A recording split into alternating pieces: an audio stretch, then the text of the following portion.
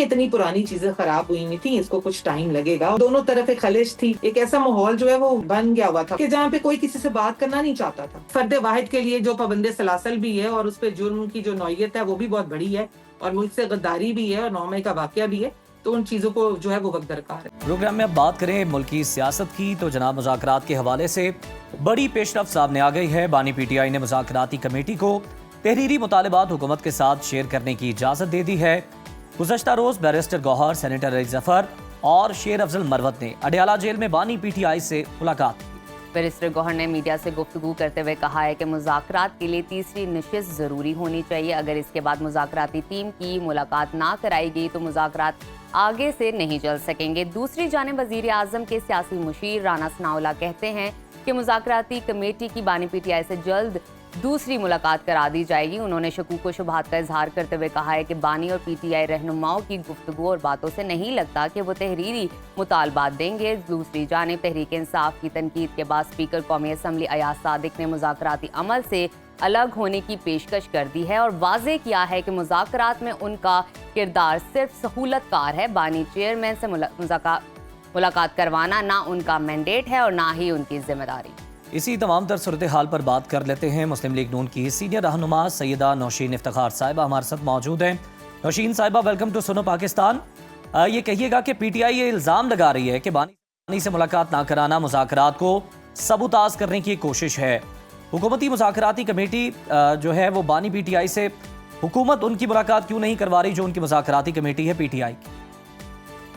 देखें जी, मैं कल भी अर्ज कर चुकी हूँ कि हमारी ऐसी कोई इनसे भी डील तो नहीं हुई थी, क्योंकि ये स्टार्टअप था और इसमें तमाम दोनों अतराफ से जो हैं वो कंडीशन सामने आएंगी कि वो क्या चाहते हैं। और हमने इनको कल भी ये कहा था कि अपना एक तहरीरी जो है आपका कंडीशंस वो जमा करा दें।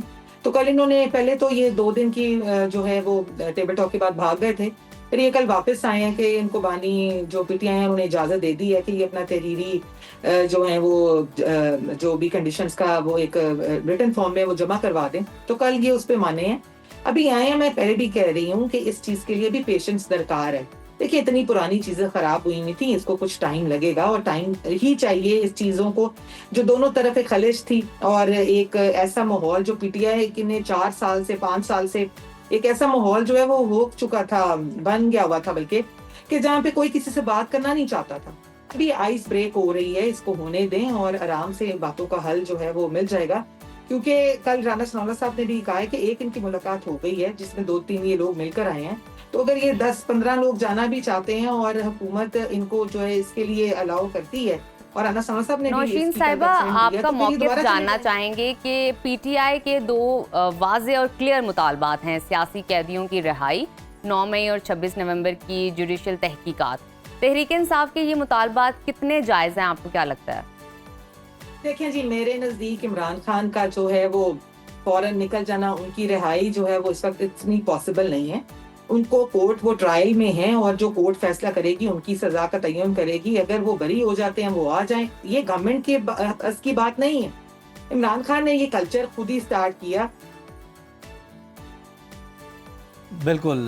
नौशीन साहिबा, ज़रा ये भी फरमा दीजिएगा कि हम देख रहे हैं कि पीटीआई एक कदम पीछे हट गई है और इस वक्त अगर हम बात करें जो कि हम सूरत हाल देख रहे हैं मुज़ाकराती कमेटियों की, तो उनकी मुलाकात के बगैर तहरीरी मुतालबात देने के लिए भी वो तैयार हो गई है। तो आपको लगता है नौशीन साहिबा हुकूमत भी अपने मौक़िफ़ में कोई लचक दिखा सकती है आगे बढ़कर? देखें, अभी ये बातें मैंने पहले अर्ज की है कि अभी हम स्टार्ट हुए हैं, ये अभी बस जो है वो शुरुआत है। अब इनका अगर मौक़िफ़ सिर्फ इमरान खान को छुड़वाना है तो ये हमने इनको कभी नहीं कहा कि ये इस डील पे हमारे साथ आके बैठे। हम चाहते हैं कि मुल्क जो है वो तरक्की करे और जिसकी जो जमहूरी अमल से ही जो है वो बेहतर होगा। अगर जमहूरियत स्ट्रेंथन नहीं होगी, मजबूत नहीं होगी, तो ये मुल्क आगे कैसे चलेगा? आप ये बात बिल्कुल ठीक कह रही हैं नौशीन साहिबा, लेकिन जब भी कोई मामला तय होता है तो कुछ लो और कुछ दो की बुनियाद पर होता है। हुकूमत की जानिब से पीटीआई को क्या ऑफर की जाएगी? देखें, हमने एक हाथ बढ़ाया, ये लोग बैठे, इन्होंने कहा जी हमें मिलने दें, या मिलकर एक राउंड में ये मिलके आ गए हैं। हम चाहते हैं कि जो है चीजें मुस्बत हों, इसीलिए हमने इनके साथ मुज़ाकरात पे जो है वो उस पे माने हैं। गवर्नमेंट जो पाकिस्तान के लिए हमारा एक मुस्बत सोच थी, मैंने पहले भी रात को भी ये कहा है कि जब ये हम 2 कदम ये बढ़ाएंगे, हम 4 कदम बढ़ाएंगे। लेकिन अगर ये हमें ब्लैकमेल करेंगे और ये हमें कहेंगे कि एजिटेशन से और सड़कें बंद करने से अपने मामला हल करा लेंगे, तो वो हम कभी भी नहीं मानेंगे। तो इनको जो है वो इस वक्त सबमिसिव होना है, और तमाम स्टेक होल्डर्स जो कि 26 नवंबर में और 9 मई में से मुलविस थे, उन सबको साथ लेके चलना इस वक्त इनकी मजबूरी है। अच्छा नौशीन साहिबा, ये भी बता दीजिएगा कि पीटीआई के मुतालबात में से आपकी नज़र में आपको क्या लगता है, कौन सा मुतालबा ऐसा है कि जिस पर फौरी तौर पर अमल दरामद किया जा सकता है? देखें, ये जी हमारी सीनियर लीडरशिप उनके साथ बैठी है मुज़ाकरात में, वो इसका बेहतर कोई हल जो है वो निकालेगी, क्योंकि बड़े सब जो है सियासी बसीरत रखने वाले लोग हैं।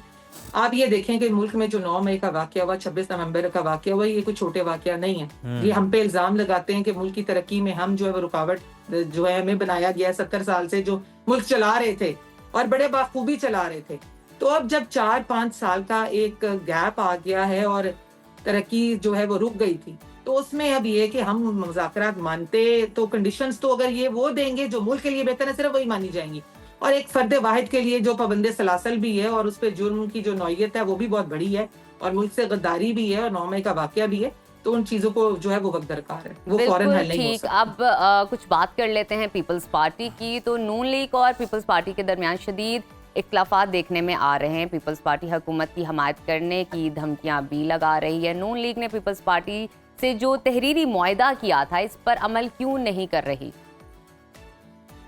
देखें जी, हमने पीपल्स पार्टी के साथ पहले पीडीएम हुकूमत भी बनाई, अब भी वो जो है वो हुकूमत का हिस्सा हैं, और एक घर में रहें तो वो कहते हैं कि बर्तन आपस में टकराते हैं तो आवाज आती है। तो बहन भाई भी आपस में लड़ पड़ते हैं, कभी इस तरह की जो है वो डिफरेंस ऑफ ओपिनियन जो है वो जनरेट हो जाता है। लेकिन उम्मीद यही है कि जरदारी साहब और बिलावल भुट्टो साहब जो हैं वो बहुत बड़ी एक सियासी जमात के जो हैं वो चेयरमैन भी हैं, तो इंशाल्लाह वो जब पाकिस्तान के लिए हमारे साथ एक पेज पे आए थे, तो अब भी जो है वो चीजें हो जाता है, कभी सेटल भी हो जाता है, तो इंशाल्लाह मिलकर जो है हम इस हुकूमत को नौशीन साहब, आपने देखा है कि बहुत सारी चीजें मामलात सेटल भी हुए हैं, लेकिन पंजाब को लेकर बिलावल भुट्टो जरदारी के जो कंसर्न है वो कई दफा उसका इजहार भी कर चुके हैं।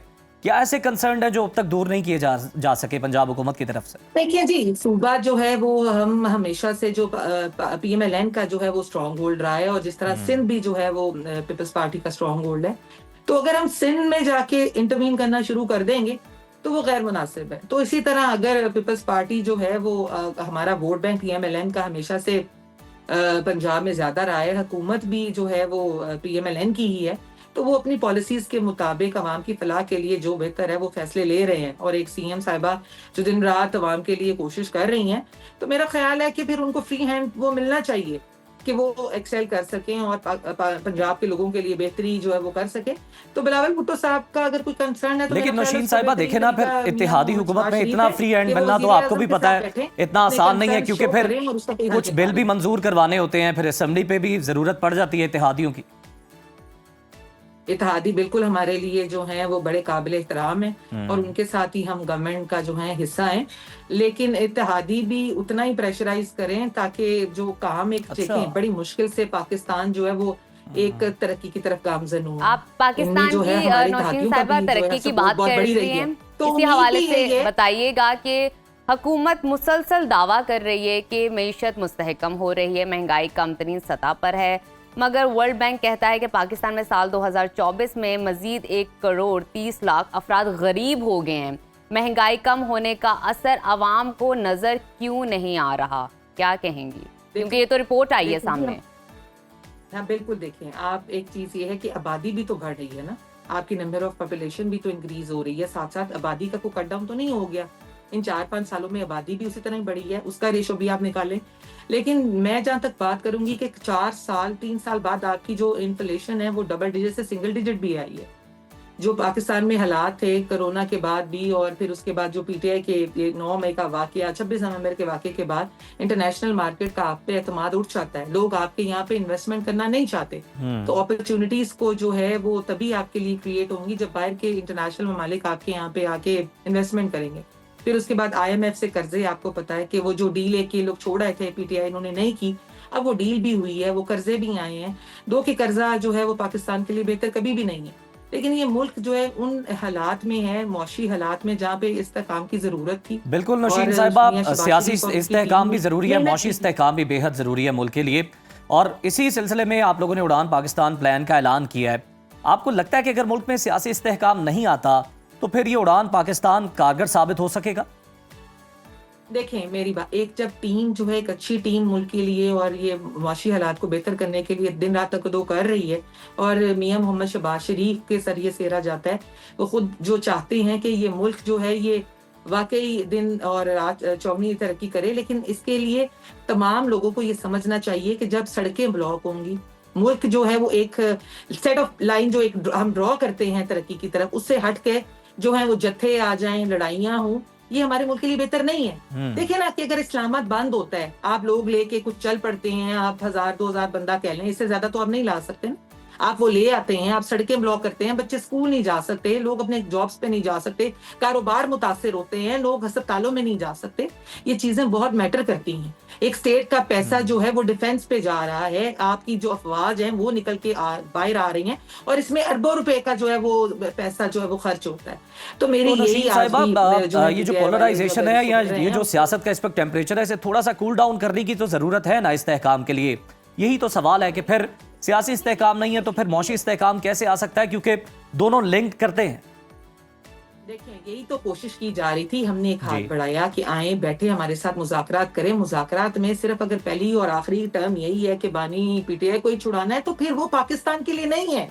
फिर वो एक फर्दे वाहिद में बार बार बात करती हूँ कि उसकी जो है उनको छुड़ाने का मकसद सिर्फ यही है कि वो दोबारा आए और दोबारा वही गाली गलोच, वही सिस्टम हो, वही दरवाजे बंद हो, वही सड़कें ब्लॉक हो। वो तो नहीं करना इस मुल्क के लिए।